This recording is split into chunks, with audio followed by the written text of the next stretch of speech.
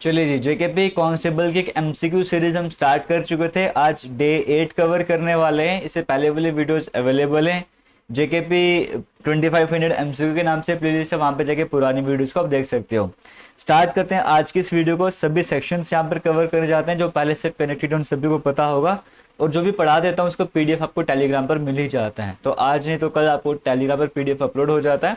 आप वहाँ पे फाइल्स वाले सेक्शन में जाके तो ढूंढ सकते हो, और टेलीग्राम का लिंक आपको वीडियो के कमेंट सेक्शन में मिल जाएगा।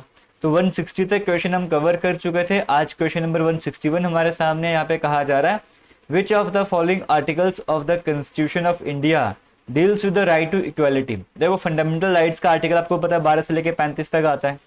तो फंडामेंटल राइट्स में जो पहला हमारे पास राइट आता है वो यही है, राइट टू इक्वालिटी वाला। तो राइट ऑफ इक्वालिटी के कौन से आर्टिकल होते हैं? तो आर्टिकल नंबर 14 से लेकर 18 तक जो है वही हमारे पास राइट टू इक्वालिटी वाला आता है, जिसको याद करने का तरीका सिंपल सा होता है। हम कहते हैं लॉ रिमूव्स डाउट, है ना, DOUT करके। तो सबसे पहले इक्वालिटी ऑफ लॉ वाला आ जाता है। फिर उसके बाद D से डिस्क्रिमिनेशन, O से अपॉर्चुनिटी, इक्वल अपॉर्चुनिटी, U से अनटचेबिलिटी, T से टाइटल्स, एबोलिशन ऑफ टाइटल्स। इस तरह से 14, ये 14 वाला हो गया। 15, 16, 17, 18 सारे टाइटल हम याद कर लेते हैं। तो ये याद करने का तरीका है। फिलहाल अगर आप फ्रेश हो तो आप इतना समझिए कि फंडामेंटल राइट्स का आर्टिकल 12 से लेकर 35 तक आता है। जो पहला फंडामेंटल राइट है वो राइट टू इक्वालिटी ही है, जिसके आर्टिकल नंबर 14 से लेकर 18 तक आपको देखने को मिलते हैं। चलते आगे क्वेश्चन नंबर 162 की बात करेंगे। कहा जा रहा है, in which of the following years did the Indian army free Goa from the Portuguese. जब देश 1947 में आज़ाद हो गया था, उसके बाद ही पुर्तगाली यहाँ पर थे, तो गोवा पे उनका कब्जा था एक तरीके से कह सकते। तो गोवा को जब आज़ाद करवाया गया पुर्तगाली से, वो कौन सा ईयर था? 1961 वाला वो ईयर था। 19 दिसंबर का वो टाइम था। इसको हम जैसे गोवा लिबरेशन डे के भी तौर पे सेलिब्रेट करते हैं। ऑपरेशन विजय वहाँ पे चलाया गया था। तो 1961 में गोवा को लिबरेट करा गया था। 1961 यहाँ पर जो है वो करेक्ट आंसर हो जाएगा। आगे चलते हैं। क्वेश्चन 163 में कहा जा रहा है, scientific name for the domestic dash is canis lupus familiaris. ये जो एक साइंटिफिक नेम आपको दिया गया है, साइंटिफिक नेम क्या है? Canis lupus familiaris. ये किसका साइंटिफिक नेम है? चार तरह के ऑप्शन आपको दिए गए थे। बुफेलो की बात करें, इसका साइंटिफिक नेम कुछ ऐसे बुबाइलस करके आ जाता है ना। तो बी से बुफेलो, बी से बुबाइलस ऐसे करके आ जाता है। कैट की अगर हम बात करेंगे तो कैट का हमारे पास फैलिस करके आ जाता है, फैलिस कैटस करके आ जाता है। डॉग का जो साइंटिफिक नेम है वही हमारे पास कैनिस लूपस फेमिलियरिस हो जाता है। तो इसका मतलब ऑप्शन नंबर सी यहाँ पर करेक्ट आंसर हो जाएगा। क्लियर हो गया? यहाँ पे जो करेक्ट आंसर है वो ऑप्शन नंबर सी हो जाएगा। काउ की जब हम बात करते हैं इसमें बॉस वर्ड आ जाता है, तो वैसे भी आप याद कर सकते हो। फिलहाल डॉग का पूछा गया था कि कैनिस लूपस फेमिलियरिस किसका नाम है, तो डॉग का नाम है। इसको याद करने का तरीका भी है कि फैमिली में जनरली क्या रहते हैं, डॉग को हम रखते हैं वहाँ पे फैमिलीज में अपनी। तो ऑप्शन नंबर सी यहाँ पे करेक्ट आंसर हो जाएगा। ठीक है, हालांकि ये सभी फैमिलीज में आ जाते हैं, बट जनरली जो मैक्सिमम आप देखते हो वो क्या देखने को मिलता है, आपको डॉग ही देखने को मिलता है। तो ऐसे भी आप इसको याद कर सकते हो। क्वेश्चन 164 की बात करेंगे। कहा जा रहा है, Koteshwar hydro electric power project की बात करेंगे, कौन सी नदी पे बना हुआ है? तेहरी जो डैम है उसके कुछ दूरी पर आता है, उसी के अंडर कंट्रोल में आप इसे कह सकते हो आ जाता है। तो कौन सी नदी पे बना है? सबसे पहले उत्तराखंड में है, आपको ये पता होना चाहिए। कौन सी नदी पे बना हुआ है? तो भागीरथी नदी पे बना हुआ है। ऑप्शन नंबर बी यहाँ पे करेक्ट आंसर हो जाएगा। आगे चलते, वीडियो अगर सही लगती है तो वीडियो को शेयर किया करो। अगर आप चाहते हो डेली बेसिस पे वीडियो आए, क्योंकि अभी अभी कभी कभी बीच में एक दिन स्किप हो जाता है, कभी 2 दिन भी स्किप हो जाते हैं। आप वीडियोस को अच्छे से शेयर करो, अगर अच्छा रिस्पांस मिलेगा मेरी तरफ से भी आपको अच्छा रिस्पांस मिलेगा। फिर डेली बेसिस पे वीडियोस अपने लिए आना स्टार्ट हो जाएंगे। बस वीडियोस को शेयर करते रहो। भागीरथी ऑप्शन नंबर बी यहाँ पे करेक्ट आंसर हो जाएगा। क्वेश्चन नंबर 165 की बात करें। कहा जा रहा है, the SI unit of velocity is. Velocity की एसआई यूनिट क्या होती है? देखो, स्पीड और वेलोसिटी को एक तरीके से देखा जाता है। तो स्पीड क्या होता है? डिस्टेंस अपॉन टाइम, हम बोलते हैं मीटर पर सेकंड। वेलोसिटी क्या होता है? डिस्प्लेसमेंट अपॉन टाइम, इसको भी हम क्या बोलते हैं? मीटर पर सेकंड, या मीटर ऐसे करके लिख देते हैं, जैसे मर्जी कर लो। तो ये आपको ऑप्शन नंबर ए में देखने को मिल रहा है, तो ऑप्शन नंबर ए यहाँ पर करेक्ट आंसर हो जाएगा। क्लियर हो गया? आगे चलते क्वेश्चन नंबर 166 की बात करें। कहा जा रहा है, who was the first Indian to be the president of UNGA। पहली इंडियन जो प्रेसिडेंट बने थे यूनाइटेड नेशन जनरल असेंबली के, वो कौन थे? चार तरह के ऑप्शन दिए गए हैं। तो श्रीमती विजय लक्ष्मी पंडित जी की बात करेंगे। Option number C correct answer हो जाएगा। ये महाराष्ट्र की गवर्नर भी रही थी, है ना। तो 1990 में इनकी डेथ हुई थी इस तरह से। तो मेन आपके लिए आता है कि ये जो है वे महाराष्ट्र की गवर्नर भी रही, और जब ये प्रेसिडेंट बनी थी तो 8th प्रेसिडेंट थे UNGA की, और वो कौन बनी थी? श्रीमती विजय लक्ष्मी पंडित और पहली इंडियन थी। और अगर दूसरे तरीके से देखा जाए पहली वुमेन प्रेसिडेंट बनी थी यूएनजीए का, ये भी आपके लिए इंपॉर्टेंट बन जाता है। और कौन सा सेशन था, 62 वाला सेशन उस टाइम पे चल रहा था यूएनजीए का, 1953-54 का टाइम पीरियड था वो, है ना। क्वेश्चन 167 की बात करेंगे, कहा जा रहा है इंडस वाटर ट्रीटी जो है इंडियन पीएम और पाकिस्तान के प्रेसिडेंट के बीच में साइन कर गई। इंडिया की तरफ से पीएम जवाहरलाल नेहरू थे, पाकिस्तान की तरफ से प्रेसिडेंट मोहम्मद आयूब खान, है ना। 19 सितंबर 1960 को जो है इंडस वाटर ट्रीटी साइन करी गई थी, आप सभी को पता होगा। मीडिएटर का रोल इसमें वर्ल्ड बैंक ने किया था, ये भी आपको पता होगा। बाकी नदियों को बंटवारा करा गया था, east flowing river, west flowing river, ज़्यादा डेप्थ में नहीं जाएंगे, फिलहाल इतना याद रखिएगा। इंडस वाटर ट्रीटी 19 सितंबर 1960 को साइन करी गई थी। इंडिया के प्राइम मिनिस्टर जवाहरलाल नेहरू थे, पाकिस्तान के प्रेसिडेंट मोहम्मद आयूब खान के बीच में कर गई थी। मीडिएटर वर्ल्ड बैंक था। आज फिलहाल इतना कर लो, वो भी इनफ रहने वाला है। आगे चलेंगे 168 की बात करेंगे, कहा जा रहा है Jammu and Kashmir official languages bill was passed in the year. Jammu Kashmir official languages bill कब पास कर गया था, सितंबर के मंथ में ही पास कर गया था, 2020 में पास कर गया था। इसके बाद ही पहले जम्मू कश्मीर में उर्दू और इंग्लिश ऑफिशियल लैंग्वेज थी, फिर बाद में कश्मीरी भी आ गई, डोगरी भी आ गई, और एक और कौन सी लैंग्वेज आ गई ये आप मुझे कमेंट सेक्शन में कमेंट करके बता दो। आज के टाइम में जम्मू कश्मीर की 5 ऑफिशियल लैंग्वेजेस हैं, उर्दू और इंग्लिश पहले थी, कश्मीरी, डोगरी और एक और लैंग्वेज को ऐड कर गया था इसके थ्रू। वो 5वीं लैंग्वेज कौन सी है वो आपने मुझे कमेंट सेक्शन में कमेंट करके बताना, जरूर कमेंट कीजिएगा। ये आपको मैं टास्क दे रहा हूँ, नहीं पता तो सर्च करके बता सकते हो। क्वेश्चन 169 की बात करें, कहा जा रहा है who among the following was known as the Alexander of Kashmir. Alexander of Kashmir के नाम से किसे जाना जाता था, आपसे वो पूछा जा रहा है। तो ललित आदित्य मुक्तापीड़ की बात करेंगे, ऑप्शन नंबर बी आपको देखने को मिल रहा है, ऑप्शन नंबर बी यहाँ पर करेक्ट आंसर हो जाएगा। तो ललित आदित्य आपको टिक कर देना है। कौन सी डायनेस्टी को बिलोंग करते थे, कारकोटा डायनेस्टी को। तो फिलहाल इसी के साथ इस वीडियो को एंड करेंगे, वीडियो को नहीं इस क्वेश्चन को स्किप करके क्वेश्चन नंबर 170 की तरफ जाएंगे।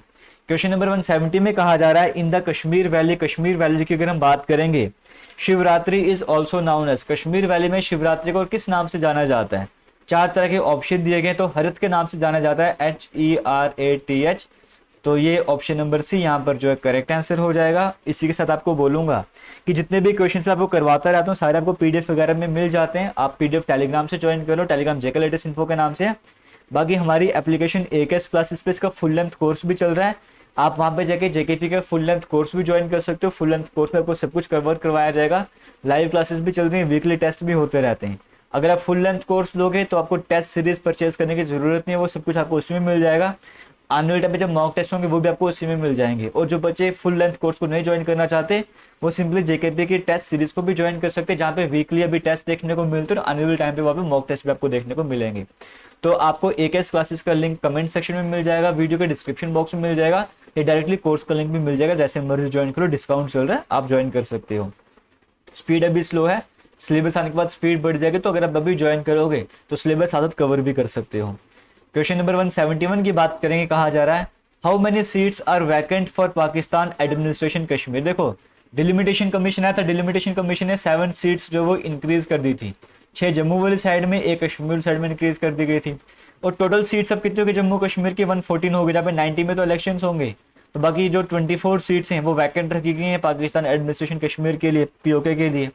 तो POK की कितनी सीट्स रखी गई हैं वैकेंट, 24। तो ऑप्शन नंबर सी आपको देखने को मिल रहा है, option number C correct answer हो जाएगा। तो हमें डायरेक्टली पूछता है POK के लिए कितनी सीट्स रखी गई हैं, 24 seats, option number C correct answer हो जाएगा। क्वेश्चन 172 की बात करेंगे, कहा जा रहा है CM of JNK shall be appointed by LG under section. Jammu Kashmir में जो CM होंगे वो उन्हें अपॉइंट कौन करेंगे, लेफ्टिनेंट गवर्नर।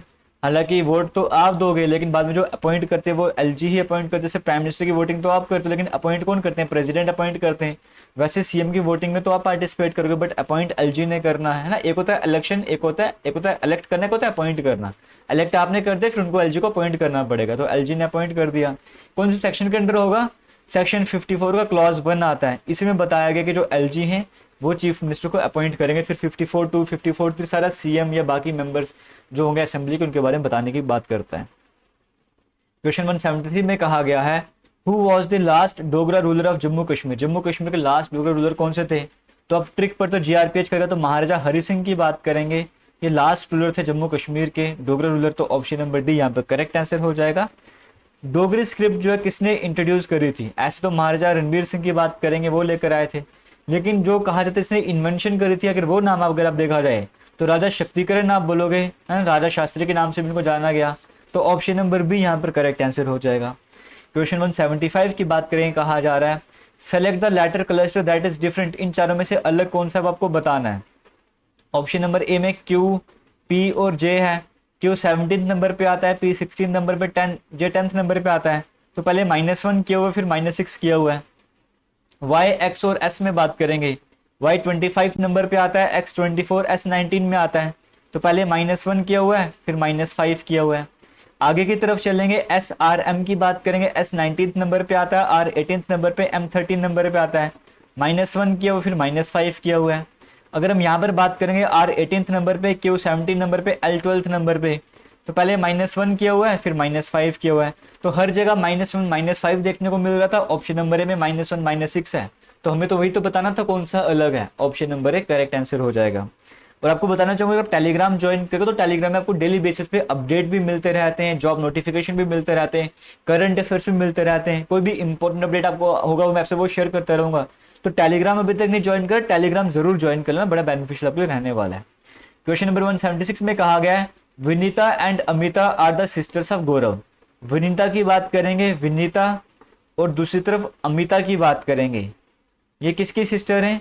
ये गौरव की सिस्टर हैं, ठीक है। ये किसकी सिस्टर है? गौरव की सिस्टर है, मैंने ऐसे बना दिया। फिर Ashish is the father of Vinita. Vinita के फादर का नाम क्या है? विनीता के फादर का नाम है आशीष, ये मैंने इस तरह से बना दिया। अंश कौन है? अमृता का बेटा है। अंश कौन है? अमृता का बेटा है। तो how is Ashish related to Ansh? Ashish का क्या रिश्ता है अंश के साथ? देखो, अंश की मम्मी की बहन के पापा, मतलब अंश के मम्मी के वो हो जाएंगे, मम्मी के पापा हो जाएंगे। तो मम्मी के पापा मतलब क्या हो गया? Grand father. लेकिन जो मम्मी के साइड से रिलेशनशिप होता है उसको मैटरनल की कैटेगरी में बोलते हैं, हम बोलेंगे मैटरनल ग्रैंड फादर। यानी कि अनीश के कौन है? ये नाना है, इस तरह से करके। तो ऑप्शन नंबर डी यहाँ पर करेक्ट आंसर हो जाएगा। आगे चलते हैं, क्वेश्चन नंबर 177 की बात करेंगे। यहाँ पे कहा जा रहा है 38, 53, 70, 89 क्वेश्चन मार्क की जगह क्या आ जाएगा आपको वो बताना है। तो यहाँ पे पैटर्न क्या चल रहा है वो फॉलो कर लेते हैं। 38 है, फिर 53 है, फिर 70 है, फिर 89 है, फिर ब्लैंक है। देखो 38 में कितना ऐड करूँ तो 53 बन जाएगा। अगर मैं यहाँ पे 40 10 15 ऐड करूँ तब भी मेरे पास ये आएगा। फिर 53 में अगर मैं 17 ऐड करूँगा तो 70 आएगा।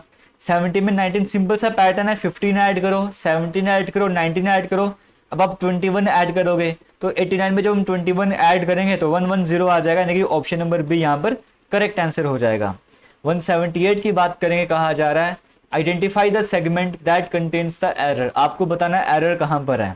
माई friends are gone on a trip to Goa today. मेरे दोस्त आज गोवा ट्रिप में जा रहे हैं। देखो टुडे मतलब कि आज प्रेजेंट की ही बात कर रहे हैं, तो गॉन जब प्रेजेंट की बात करते हैं, गॉन तो go went gone third form होगी, ये तो प्रेजेंट टेंस हम यूज ही नहीं करते। इसका मतलब यहीं पर मिस्टेक है, ऑप्शन नंबर बी में मिस्टेक है। तो हम क्या बोलेंगे?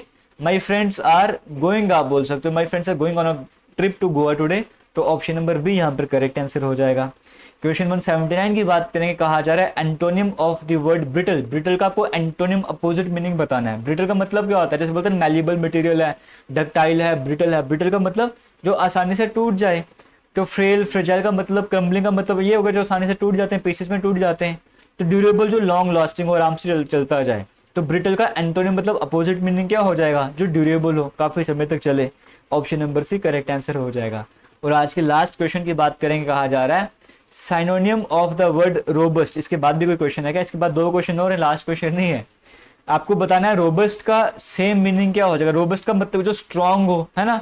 तो स्मॉल, राउंड, वीक तो कुछ बन नहीं रहे। स्टडी का मतलब है स्ट्रांग और हेल्दी होता, तो ऑप्शन नंबर ए आप बोलोगे रोबस्ट का सिनोनिम यानी कि सेम मीनिंग। क्वेश्चन 181 में कहा जा रहा है फाइंड द वैल्यू ऑफ के इन द नंबर। एक नंबर आपको दिया गया, इसमें के की वैल्यू आपको फाइंड करनी है, लेकिन इस तरह से कि जो हमारे पास नंबर होगा ये डिविजिबल होना चाहिए 6 से, लेकिन 5 से डिवाइड नहीं होना चाहिए। तो यही चैप्टर अभी मैं मैथ में करवा रहा हूँ, जिस दिन में आपको एमसीक्यू सीरीज करवा रहा हूँ एप्लीकेशन में, यही लाइव चैप्टर में आपको करवा रहा हूँ। अभी देखो नंबर आपके पास 3 4 2 6 के है। के की जगह क्या आएगा आपको वही बताना है। तो यहाँ पर देखिए क्या है, 5 से अगर डिवाइड होना तो लास्ट में 0 या फिर 5 आता है। 0 या 5 किसी भी ऑप्शन में नहीं है, तो मुझे के की जगह इनमें से एक ऐसा नंबर लेना पड़ेगा जो नंबर डालने पे ये पूरे नंबर 6 से डिवाइड हो जाए। तो 6 का डिविजिबिलिटी रूल क्या है कि जो भी नंबर हमारे पास वो 2 के टेबल में भी आना चाहिए और 3 के टेबल में भी आना चाहिए, दोनों कंडीशन सेटिस्फाइड होने चाहिए। अगर मैं 2 के हिसाब से देखूं, अगर के की जगह मैं 9 सब्स्टिट्यूट कर दूं, तो अगर के की जगह 9 डाल दिया मैंने तो पूरे नंबर 2 के टेबल में नहीं आएगा। वैसे के जगह अगर मैं 3 डाल दूंगा तब भी पूरे नंबर 2 के टेबल में नहीं आएगा। अगर मैं 6 डाल के देखूं तो मैं बोलूंगा 3 4 2 6, के की जगह 6 लगा दो, अभी 2 के टेबल में आ जाएगा। क्या 3 के टेबल में आएगा, वो चेक कर लेते हैं। 3 4 7 2 9 6 15 6 21। तो अगर 21 3 के टेबल, इन सभी का सम कर रहा हूँ, डिजिट का सम कर रहा हूँ, डिजिट का सम करने पे जो आंसर आता है अगर वो 3 के टेबल में आता है तो पूरा नंबर भी 3 के टेबल में आ जाएगा। तो 21 3 के टेबल में आता है, इसका मतलब पूरा का पूरा नंबर भी 3 के टेबल में आ जाएगा। इसका मतलब 6 हमें के जगह सब्स्टिट्यूट करना था। अगर आप 4 चेक करोगे तो 4 सबका आंसर नहीं आने वाला, नंबर हमें मिल गया 6, हमें यहाँ पे सब्स्टिट्यूट करना था। क्वेश्चन नंबर 182 की बात करेंगे, कहा जा रहा है what is the least square number which is exactly, least square number बताना जो एग्जैक्टली डिवाइड हो जाए 2 3 10 18 20 से। ऐसे केसेस में करते हैं, जो नंबर हमें देगा इसका पहले एलसीएम निकालते हैं। तो देखो 2 है, 3 है, 10 है, 18 है, 20 है। अगर थोड़ा सा मैं शॉर्ट करना चाहूँ तो कैसे शॉर्ट करूंगा, 2 के टेबल से काटता हूँ, 2 1 जा 2, 3 को वैसे रखो, 2 5 जा 10, 2 9 जा 18, 2 10 जा 20। अब 3 5 9 10 का मुझे पता है इसका एलसीएम 90 आ जाएगा, क्योंकि जब मैं 10 का डबल करता जाऊंगा मुझे पता है एक से 90 आएगी। इस सभी के टेबल 90 आ जाता है, 90 को 2 से मल्टीप्लाई करो 180 आ जाता है। जिसको एलसीएम का कंसेप्ट पता है वो सिंपल समझ सकता है कि इसका जो एलसीएम है वो 180 आ जाएगा। ठीक है, 180 आपके पास एलसीएम आ जाएगा। अब एक स्क्वायर नंबर होना चाहिए। देखो अगर मैं 180 को यहीं पे अगर मैं ब्रेक करना स्टार्ट करूँ 180 को, ठीक है, मुझे तो 2 को 90 से करूँगा 180 आ जाएगा, 2 को 45 से करो 90 आ जाएगा, 3 को 15 से करो, 3 को 5 से करो। देखो यहाँ पर क्या हो रहा है, 5 को 1 से करो तो 2 का स्क्वायर बन रहा है, 3 का स्क्वायर बन रहा है। अगर 5 का स्क्वायर में बनाऊं तो मुझे एक 5 की कमी देखने को मिल रही है। तो मैं क्या करूंगा, जो नंबर मेरे पास था उसको 5 से मल्टीप्लाई कर दूंगा। तो 5 को 180 से मल्टीप्लाई करो तो कितना आ जाएगा 900, जो कि आपको ऑप्शन नंबर ए में देखने को मिल रहा है, वो करेक्ट आंसर हो जाएगा। इसी के साथ आज की वीडियो को एंड करेंगे। उम्मीद करता हूं आपको वीडियो सही लगी, कुछ ना कुछ सीखने को जरूर मिला होगा। वीडियोस को शेयर करते जाओ। थैंक यू, जय हिंद। वीडियो को करते हैं यहाँ पे एंड।